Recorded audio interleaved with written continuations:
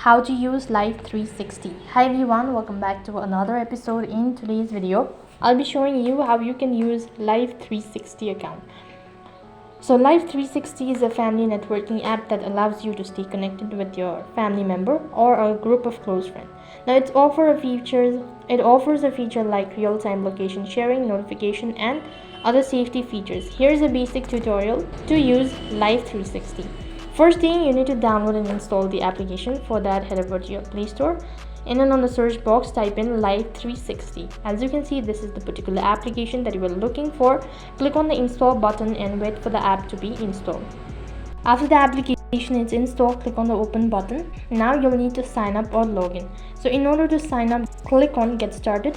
Enter in your phone number. After you're done entering the phone number, click on the continue button. After that, it's going to direct you to the page where you'll be asked to provide your personal details such as your name. So type in your name. You also need to add an email address. So click on the open button and then enter in the email address. Click on the continue button. Since you're creating an account, you'll need to create a password as well. So type in the password. After that, for the age verification, select your date of birth and click on the continue button. Now that you've created your account, click on the continue button. Now you need to join a circle, so enter in the invitation code. If you don't have an invitation code, click on create a new circle, click on the continue button, and once again, if you want to share the code, you can do that as well, or else if you're done sharing it, then click on I'm done sharing it.